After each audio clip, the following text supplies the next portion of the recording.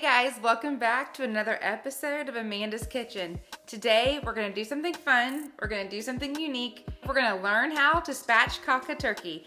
I'm gonna show you a step-by-step process on how to do this. If you enjoy my videos, don't forget to like and subscribe. Let's get to the kitchen.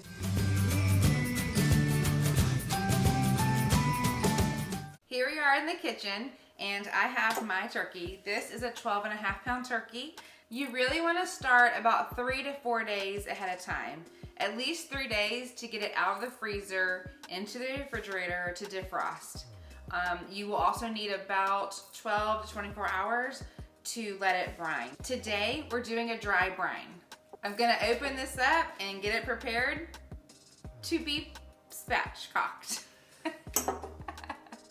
All right, so we've got our turkey out of the package and we've taken all of the insides out. Insides, I mean the neck, I think it's the gizzards and other things that come in a bag. You definitely want to get those removed. So what is spatchcocking? Is it a verb? Is it a noun? I don't know. But what I do know is that all their kids are doing it these days. No. The purpose of spatchcocking is 2 reasons really. One is it's gonna give it a lot of flavor, and 2, it actually cooks it faster. So it may take 3-4 hours on Thanksgiving Day or whatever holiday to cook a turkey. This is gonna cut that time down at least by half. Step number 1 of spatchcocking is removing the backbone and laying it flat, and that's going to get it to cook evenly and get it prepared for the brining that we're going to do. So turn it over. All right, as you can see, the backbone is right here. So again, breast side, back side. Our goal for this is to remove this right here. Let's do it. We're going to use outdoor. These are washed and clean. This is a very tough bone, so you need a strong pair of scissors to get the job done. So we're just gonna go here and you're gonna hear it break through. We're gonna go all the way down. It's gonna take some time and a little bit of work, but we're gonna do it together.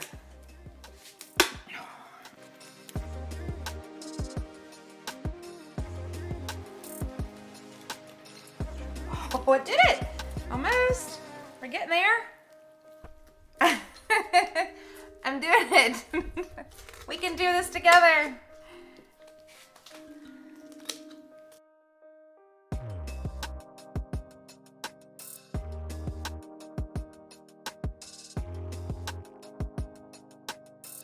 We got it. It was a little tough, but I got it. You may be able to use this as a turkey broth, but I'm going to throw it away. The next step is to clean up some of the excess fat and skin on here, and then we will turn it back over and dry off the bird with a lot of paper towels. We're going to just pat the turkey dry all over, inside, outside, and all around. It's gonna take a lot of paper towels, like I said.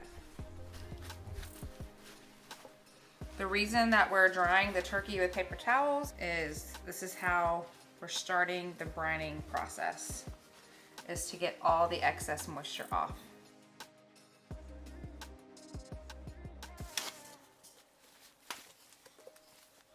Now that we've removed as much moisture as possible from the turkey, we need to get it laying flat. And to do that, now we need to break the breastbone, and it's almost gonna be like a CPR move. So I'm gonna get on top of it and push hard. Ready? Gosh. Ooh. Is that it? I think that's it. We are going to flip over the turkey, pat it down one more time, add some kosher salt to start the brining and drying out process. Now that our turkey is good and dry, we are going to take our kosher salt and sprinkle it evenly over one side, flip it over, and do that to the other. It's gonna be about a tablespoon per 4 pounds, but you can eyeball it as well.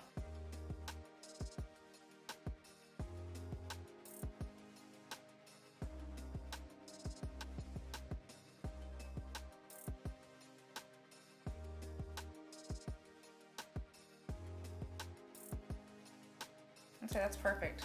All right, I've got a lined pan with a rack placed on top of it. This is what it should look like. It should be nice and even and flat before you put it in the refrigerator. Another benefit of dry brining is that what the salt does is it dries out the skin, but when it cooks, it retains the moisture inside the turkey, which is gonna cause it to be tender and juicy and very flavorful. See you guys tomorrow.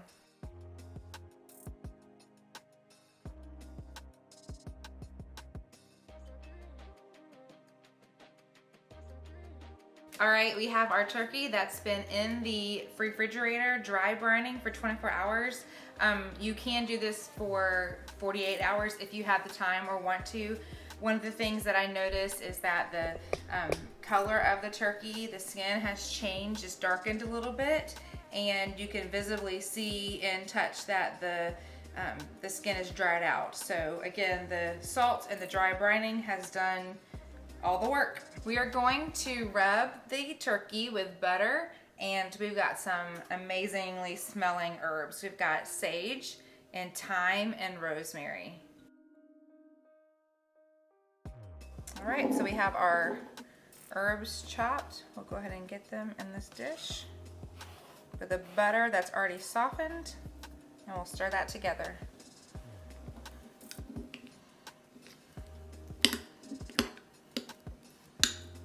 Smells amazing. I placed the butter herb mixture in the microwave just for a few seconds to soften it back up even more. That way when we go to spread it on the turkey, it will spread a lot easier for us.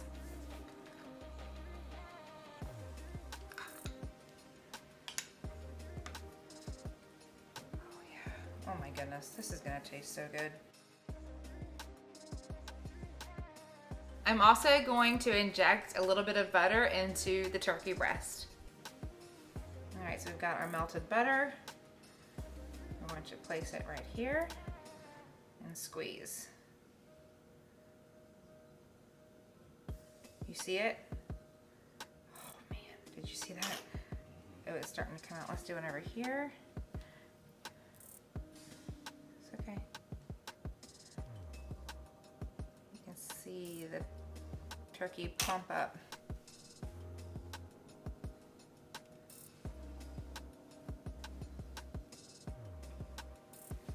In here. All right, I'm ready to get the turkey in the oven. It looks amazing. What you want to do is get the internal temperature to 160 degrees. I'm gonna cook my turkey at 425 degrees, and it should take about an hour and a half.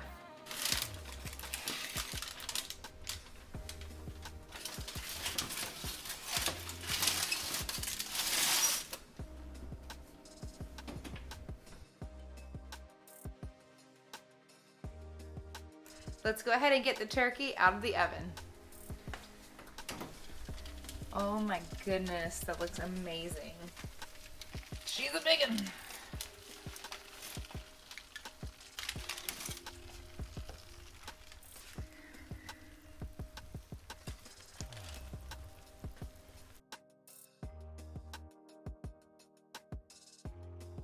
I think that it turned out really well.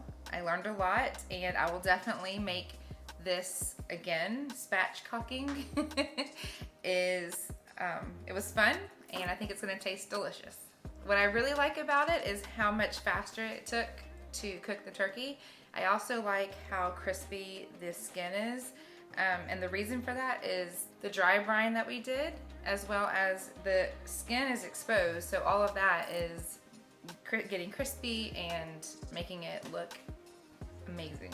Don't forget to use a wire rack to get the turkey up off of the pan. That allows air to get underneath it and get everything to crispen up.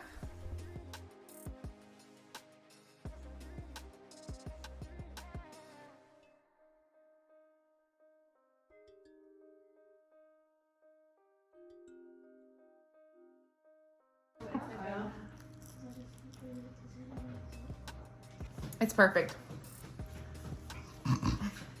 That's it for this video. See you next time. Don't forget to like and subscribe. The key to... This is our turkey. So the most important... Nope. So here's our turkey. What is wrong with me? Okay. And the key is to get it from a... Oh my gosh. Okay, just wipe all that out. Then we are going to put it in the oven. Oven?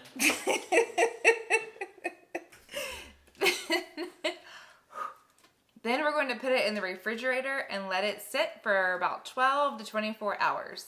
Another benefit of dry brining is it makes the outside of the turkey and the skin super crispy, and the inside will be very moist as, I can't say moist. Now we're going to make a butter, and herb spread to rub all over the turkey and get it, it'll make the turkey taste flavorful and get some of the moisture back into it. No. We're gonna chop up the herbs and mix them with butter. My husband's annoyed at me.